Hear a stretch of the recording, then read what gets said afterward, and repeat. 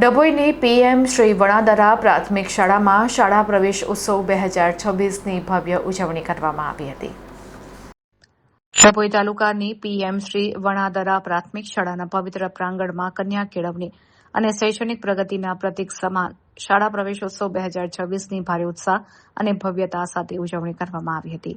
આ પ્રસંગે શિક્ષણના નવ ઉષાના સૂર્યોદય સાથે શાળામાં જ્ઞાન પ્રભાતનો મંગલ પ્રારંભ થયો હતો. આ ગૌરવમય પ્રસંગે મુખ્ય મહેમાન તરીકે ગુજરાત પોલીસ વિભાગના આઈપીએસ સુમનવાલા મેડમ ઉપસ્થિત રહ્યા હતા.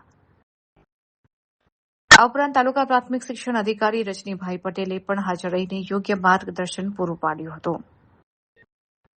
કાર્યક્રમ દરમિયાન બાલવાટિકાના 35 જેટલા નાના બાળકોને કુમકુમ તિલક કરી શાળામાં પ્રવેશ કરાવાયો હતો. તમામ નવપ્રવેશી બાળકોને શૈક્ષણિક કીટ અર્પણ કરવામાં આવી હતી. આ પ્રસંગે પાઠશાળા ચેરિટેબલ ટ્રસ્ટના ઘનશ્યામભાઈ પટેલ દ્વારા બાળકોને વિશેષ ભેટ અર્પણ કરાતા બાળકોના ચહેરા ઉપર ખુશી વ્યક્ત થઈ હતી.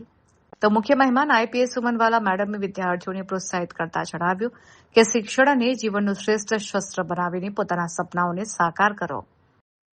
મહાનુભાવોએ શાળામાં ચાલતી વિવિધ પ્રવૃત્તિઓ જેવી કે કન્યાઓ માટે આરોગ્ય જાગૃતિ, સેનિટરી પેડ વિતરણ, આત્મરક્ષણ અને સેલ્ફ ડિફેન્સ તાલીમ, સ્પોર્ટ્સ ડે, વાર્ષિક ઉત્સવ, એક ભારત શ્રેષ્ઠ ભારત જેવી પ્રવૃત્તિઓની મુક્ત મને પ્રશંસા કરી હતી. કાર્યક્રમના અંતે પર્યાવરણના જતન કાજે મહાનુભાવોના હસ્તે શાળા પરિસરમાં વૃક્ષારોપણ કરવામાં આવ્યું હતું. આ પ્રસંગે મોટી સંખ્યામાં ગ્રામજનો, વાલીઓ, શિક્ષકો અને વિદ્યાર્થીઓ ઉપસ્થિત રહ્યા હતા. वहाँ भी मैं कैसे पहुंची मैं आपको बताती हूँ. जिस सोसाइटी में हम रहते थे मेरे पापा तो तेल का घड़ा चलाते हैं basically. We are the first generation learners. मेरे घर में मेरे भाई बहन और हमने पहली पढ़ाई चालू करी थी.